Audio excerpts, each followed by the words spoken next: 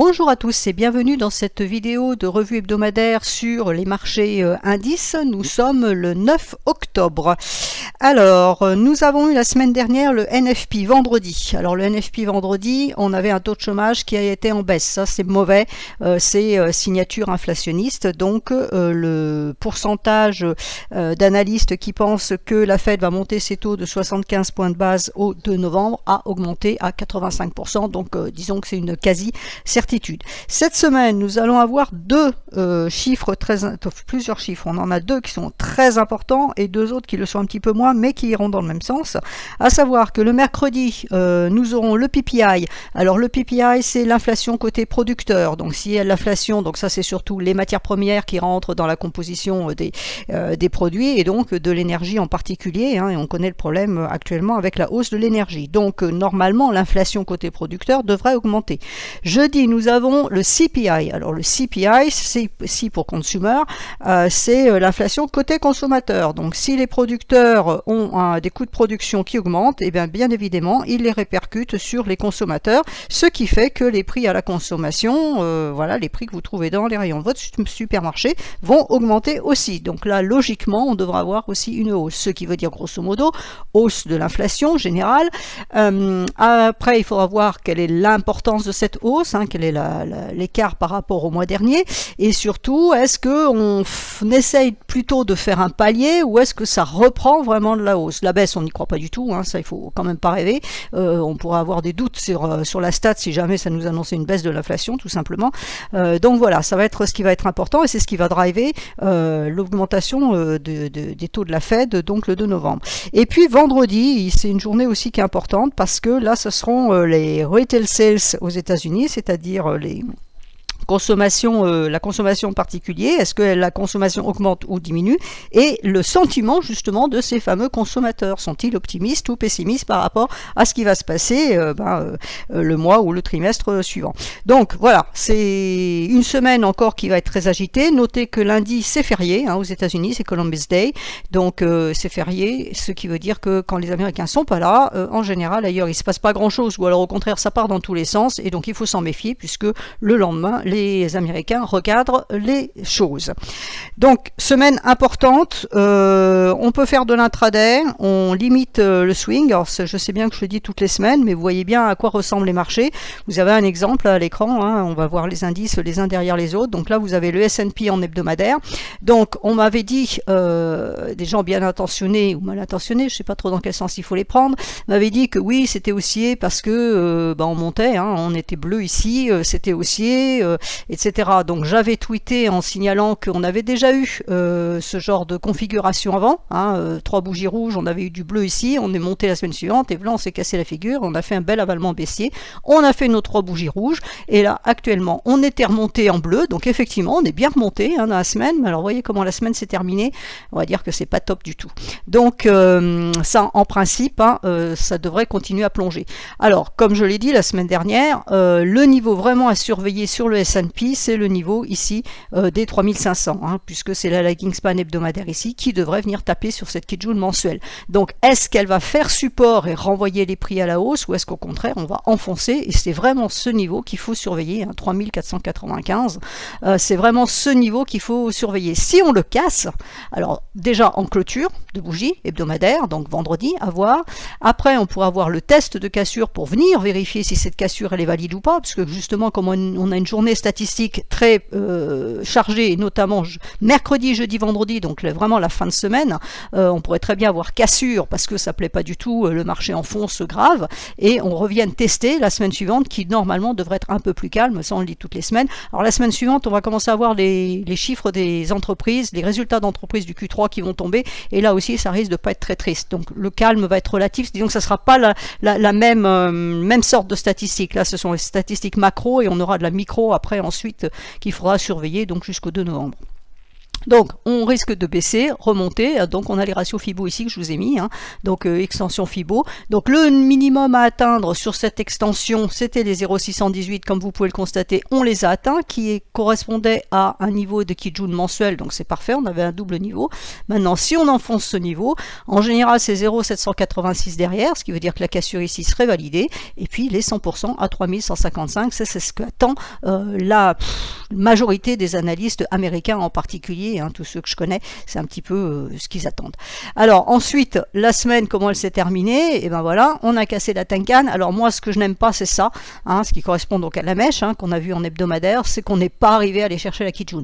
Alors la Kijun, je rappelle que c'est 50% de retracement d'un mouvement, donc c'est 50% de retracement de ce mouvement-là, et on n'a pas réussi à aller la chercher. Ici, vous voyez qu'on est remonté, on allait chercher la Kijun journalière, la Kijun hebdo, donc là on avait un mouvement parfait. Et là, on aurait dû, normalement, hein, là moi je m'attendais vraiment à ma troisième bleue, je n'ai pas eu ma troisième bleue pour aller chercher cette Kijun journalière, et on est reparti à la baisse. Alors là, on pouvait encore avoir un espoir jeudi, puisqu'on clôturait ici, on pouvait, voilà, on avait un point bas ici, un point bas plus haut ici, donc on pouvait envisager cette troisième bleue le jeudi, et ben elle a été rouge, alors petit rouge on va dire, hein, pas comparé à ces bleus là, donc il y avait encore un peu d'espoir, mais vendredi l'espoir n'était plus là. Ça c'est le NFP, donc attention justement sur le CPI, le PPI, etc. dont je viens de parler, parce que là on pourrait vraiment enfoncer de manière significative.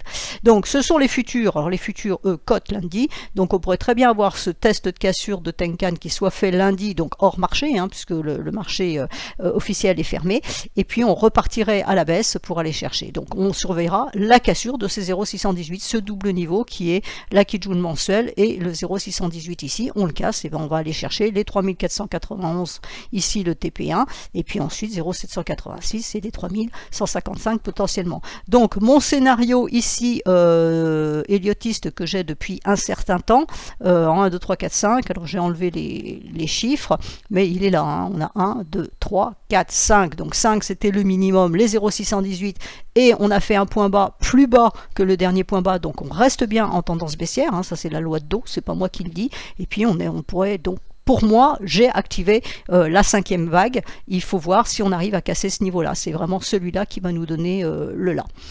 Alors, le Dow Jones... Donc c'est la même configuration, donc on retrouve le 1, 2, 3, 4, 5, hein, même chose, on a cassé le point bas, donc on active bien normalement la 5. Alors on a atteint un niveau clé, vous voyez, qui correspond à la Kijun mensuelle ici, exactement la même chose que sur le S&P, à 28 684, qui est là pour le coup les 0,786 d'extension Fibo, donc on a bien cassé les 0,618, ça c'est à faire plier. Donc normalement, ce ratio-là, c'est un ratio intermédiaire qui ne marche pas très souvent en fait, donc normalement on devrait aller chercher les 100% qui sont à 26 000, enfin 27 000 pour faire simple, qui correspond à un objectif point et figure que j'ai avec une autre méthode de lecture. Et donc quand on regarde ce qui s'est passé vendredi, même chose, hein, donc on n'est pas allé chercher la Kijun, là on casse la Tenkan, donc test de cassure, et après on casse le dernier point bas, on devrait activer normalement les 100% d'extension. Le Nasdaq en hebdomadaire alors lui, ça s'appelle voilà, une étoile filante, mais sur un point bas, donc c'est un petit peu gênant. Hein, les étoiles filantes, normalement, c'est sur des points hauts, mais c'est la configuration, hein, c'est-à-dire qu'on est monté chercher un niveau très, très haut, et puis on n'en veut pas. Alors vous voyez que le niveau qu'on est allé chercher, c'est celui-là. Hein. Donc on est revenu tester ce niveau de Kijun mensuel, et on repart à la baisse. Donc le niveau suivant à surveiller, il y en a un qui est juste un petit peu avant, qui est ici. D'ailleurs, c'est le niveau qu'on est allé chercher en mèche ici, à 10 900.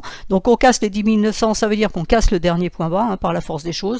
Donc on a un niveau ici à 10 621, et puis ensuite j'en ai un ici à 10 342. On va dire que ça serait le principal, avec un objectif final entre guillemets, le point et figure à 9 150. Si je le mets en journalier, même configuration, on n'est pas allé chercher à Kijun, on casse la Tenkan, donc test de cassure à attendre, et on casse ce niveau-là, donc les 10 340, et on ira chercher les 9 150. Alors, il y en a un autre qui est où ici, donc le Russell. Alors le Russell, c'est l'indice des small et mid cap américaines, hein, donc il y en a 2000, et donc lui par contre, je voulais vous montrer pourquoi, parce qu'il est allé chercher sa Kijun, donc il est un peu plus puissant. Là il est allé entre les deux alors que les autres avaient s'étaient plantés dessus. Là on est allé chercher ce niveau-là, et même chose, on casse la Tenkan. Donc là, il n'y a pas de point bas plus bas pour le moment sur cet indice-là. On aurait toujours potentiellement un double point bas, mais bon, si on casse justement ce niveau-là, les 1648, ça sera pareil, ça sera aussi de la baisse, donc même configuration que les autres. Alors ensuite, le VIX. Le VIX en journalier, donc il tient sa zone de potentialité haussière que j'avais donnée. J'avais expliqué qu'il fallait casser tout ce magma ici pour arriver à passer haussier. Donc on est bien haussier. Alors il est repassé sous sa Tenkan, donc pour le moment on a une alerte sur le fait que voilà, cette tendance haussière qui se dessine, elle est peut-être terminée ou elle est en pause, on va dire. On va voir justement ce qui va se passer cette semaine. Pour le moment, la Kijun a tenu en support, donc c'est le niveau qu'il faut surveiller. Si on recasse la Tenkan ici, on risque de repartir plus haut, et je dis, comme je l'ai dit dans mes dernières vidéos, c'est le 37-38 à aller chercher, qui correspond à un niveau hebdomadaire. Maintenant, si on rentrait en mode crash parce que vraiment tout va très mal, et notamment avec les résultats d'entreprise qui vont tomber après, on pourrait aller chercher les 48 là-haut. Donc vous voyez qu'il y a, si je vous fais si on réduit un peu l'écran, on voit qu'il y a encore du potentiel aussi non négligeable sur le VIX, et que pour le moment la hausse il la tient, il n'est pas en train de s'essouffler. On est revenu chercher la Kijun, c'est normal, il n'y a rien à dire là-dessus, ça n'invalide absolument pas la tendance haussière. La seule chose qu'on peut voir, qui peut être intéressante à noter, c'est ça, c'est qu'ici on a un passage faible, mais bon, sur le VIX on va un petit peu relativiser parce que c'est un produit qui est un petit peu spécial par rapport aux indices, aux actions, au forex, etc. Donc on s'en méfie un petit peu. Pour le moment, pour moi, ça reste haussier, voilà. Donc ça veut dire qu'il y a quand même encore danger sur les marchés, pour faire simple. Alors le SOX, lui, il repart à la baisse. Donc lui est allé chercher sa Kijun, ou sa Kijun qui est venue le chercher, on ne sait pas trop dans quel sens, mais toujours est-il qu'elle a fait résistance. Là, on est repassé sous la Tenkan. On a eu un gap sous la Tenkan. Donc la cassure des derniers points bas nous donnerait plus de baisse. Donc du coup, là, pour aller chercher les 0,618 d'extension, même chose ici, les 0,618. Donc le niveau qu'on est en train de casser ici, c'est ce niveau-là. C'est le niveau de Kijun mensuel, donc vous voyez qu'après il y en a encore un ici à 2273, donc là c'est la même chose, il y a du potentiel baissier là-dessus. Donc c'est pour ça que quand je commence à voir certains articles où on dit oui, ça serait peut-être temps de rentrer sur les marchés, franchement non, quand je vois ça, il n'y a pas à rentrer sur les marchés à l'heure actuelle, et même mettre des stops, ça sert à rien. Je veux dire, quel est l'intérêt? Il y a des choses comme ça qui quelquefois me laissent un peu dubitatif, des gens qui disent oui mais on peut rentrer et on met un stop, mais quel est l'intérêt d'aller acheter quelqu'un marché qui baisse et de mettre un stop et de se faire stopper? Je ne saisis pas très bien. Donc je préfère attendre, on attend patiemment, on a fait ses courses, on a regardé les produits ou les actifs qu'on voulait, sur lesquels on voulait se positionner quand la baisse sera terminée, et puis quand on estimera que la baisse a atteint un point bas, on arrivera à le voir à un moment donné. Je veux dire, quand on va attendre les 100% un peu partout, bon, ici pour le SOX c'est un peu particulier, mais quand on atteindra les 100% notamment sur les autres actifs, cette potentielle VAC 5, je veux dire, à ce moment-là, oui, on pourra commencer à dire, ok, là on peut commencer à rentrer sur le marché, mais pour le moment on n'a que des signaux baissiers, et quand on voit la bougie de cette semaine, qu'on voit absolument sur tous les graphiques, clairement ça reste baissier, quoi. C'est pas une bougie de retournement haussière mirifique. Alors, sur l'Europe, le DAX. Alors le DAX, lui, il a quand même une bougie un petit peu plus sympathique, parce que lui s'arrêtait carrément à la moitié, donc on va dire, bon bah voilà, il est à la moitié, c'est parfait, donc on va dire que c'est un petit peu de l'indécision, donc il avait gapé à la baisse fortement, malgré tout. Ce qui est intéressant, c'est que cet actif est venu chercher, la lagging span est venu chercher la Kijun mensuelle, donc est rebondi dessus, donc ça c'est plutôt intéressant, parce que la clôture est ici, donc ça, il y a le rebond correspond à la clôture ici, et là c'est la clôture qui est à ce niveau-là, donc là on est en train de rebondir sur la Kijun mensuelle. Donc est-ce qu'on rebondit pour voilà, juste pour le fun, et qu'on va recasser à la baisse? Et ben on va voir. On avait un double support ici de 2 Kijun mensuels ici à 11 900 et 11 800. Donc si on enfonce ce double support, à ce moment-là il y aura plus de baisse, dans l'idée d'aller chercher. Ici on a un niveau qui est très fort, 10 900, je l'ai déjà signalé plusieurs fois, parce qu'on a une Kijun hebdomadaire sur le même plan qu'une Kijun mensuelle, sur le même plan qu'une SSB. Donc c'est vraiment le niveau pour moi à aller chercher ici. Voilà, donc là il va falloir voir ce que veut faire le DAX, parce que là c'est un petit peu la bougie d'incertitude. Donc il est bien allé chercher sa Kijun, contrairement à ce qu'on a vu sur les US. On a nos 3 bougies rouges, donc normalement on devrait avoir une bleue, mais enfin il faut voir la clôture américaine qui s'est produite vendredi, bien après la clôture européenne. Donc normalement en général le lundi les Européens rattrapent ce décalage, et puis là en plus comme il n'y aura pas d'Américains, ils pourraient très bien vendre tout seuls comme des grands lundi. Donc si ça vend, c'est cassure de Tenkan, médiane, c'est le niveau pardon, à surveiller à 12 283. On casse ça, on retourne chercher le double support et à ce moment-là, on surveillera pour voir ce qui se passera sur ce double support. Est-ce que ça tient ou est-ce qu'on l'enfonce? Si on l'enfonce, ben, ça veut dire qu'on va aller plus bas. Le CAC en hebdomadaire, quand je dis que je ne sais pas le lire, définitivement. Donc voilà, il fait la même configuration que le DAX, hein, même réflexion, hein, attention, la clôture américaine n'est pas prise en compte. Donc il est allé chercher sa Kijun mensuelle, ça n'a pas tenu, il a rétrocédé en dessous, donc clôture en dessous. La lagging span est restée dans son nuage, donc elle reste neutre pour le moment. Donc l'idée, hein, c'est vraiment d'aller chercher les 5500. Je pense que c'est vraiment le point à aller chercher. On est entre deux zones là, entre les 5930 et puis les 5500. Logiquement, on devrait aller chercher les 5500, quitte à rebondir après, mais si on veut rester optimiste, hein, si on pense que voilà, c'est un point extrême, on va dire, c'est pas tout à fait mon point de vue, mais enfin bon, tous les points de vue sont recevables. On devra aller chercher 5500, on les casse, pardon, alors on aura plein de petits supports ici, mais le support majeur ici, il est à 4875. Hein, donc, bon, c'est un petit peu mon idée. Alors, je rappelle que le mois d'octobre est traditionnellement baissier, c'est le mois des crashs en général, alors ça veut pas dire qu'il y aura crash, bien évidemment, je me répète, je l'ai déjà dit, mais quand je dis ça, après les gens me disent oui, vous parlez d'un crash. Non, je ne parle pas d'un crash, je dis simplement que en général les crashs se produisent au mois d'octobre. Voilà, c'est tout. Donc si on avait des très mauvais chiffres la semaine prochaine qui sont empilés par des mauvais résultats d'entreprise la semaine d'après, oui, crash il pourrait y avoir. Ou tout du moins forte sell-off, quoi, on va dire, hein, forte baisse. Donc voilà, c'est ce qu'il va falloir surveiller sur les indices pour cette semaine. Ça risque d'être un petit peu chaud. Sur le CAC, ça sera peut-être un peu moins puisque on parle surtout des résultats d'entreprises américaines et moins des entreprises françaises. Vous voyez que le niveau qui a été travaillé ici en journalier, c'est la Kijun journalière et la Kijun mensuelle ici. Donc ça a vraiment été un double support, double résistance, pardon. On n'est pas allé chercher la Kijun hebdomadaire, donc il n'y a pas de puissance à la hausse, donc c'est bien un marché qui reste fondamentalement baissier.